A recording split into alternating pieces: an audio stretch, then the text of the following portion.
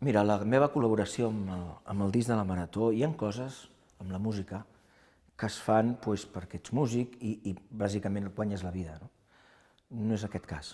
Jo aquest cas ho faig amb el cor. I més pel motiu d'aquest any, perquè és un motiu que, per desgràcia, l'he patit a casa i quan m'ho van proposar, l'Àngel Lacalle m'ho va proposar, vam acabar els dos plorant.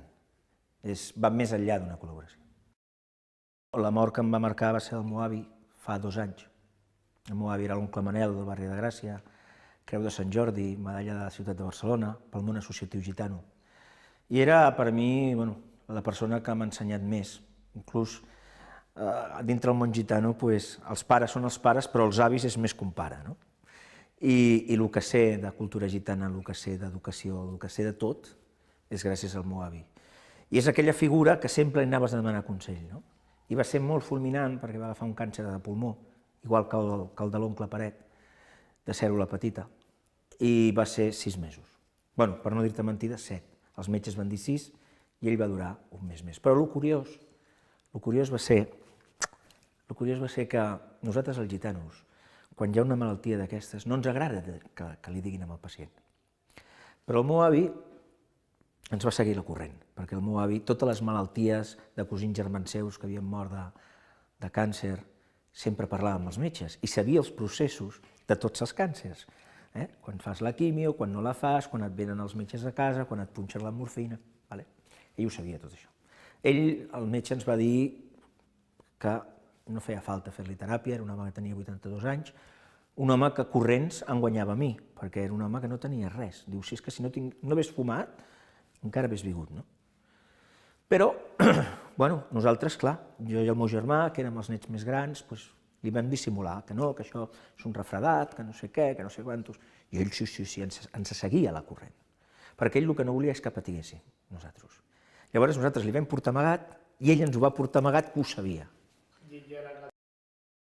Em van cridar una campanya que es diu Música en Vena, a l'Hospital d'Oncologia de Bellvitge, i vaig anar a cantar amb un company meu d'Innem 2 amb les guitarres. Vam començar a cantar rumba.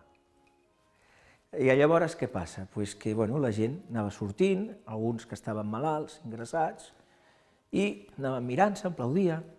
Hi havia una senyora que portava 3 dies al llit, en fase terminal.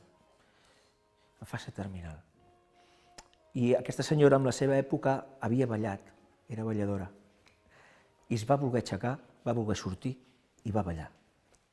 I em va dir, m'ho va dir en castellà, perquè era de llengua castellana, diu, cuando he escuchado de la rumba, no he podido aguantarme, he tenido que salir, levantarme de mi cama, que hacía 3 días que no me levantaba, y me has dado ganas de vivir.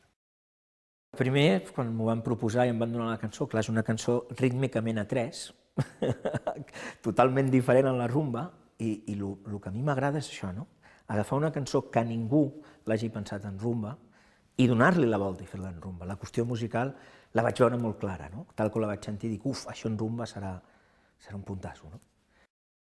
Jo vaig pensar, dic, de pares a fills, és el que el meu pare em diria a mi, o el meu avi també em diria a mi, o jo li diria al meu fill. No sols jo, sinó el meu pare i el meu avi també li deia al meu fill.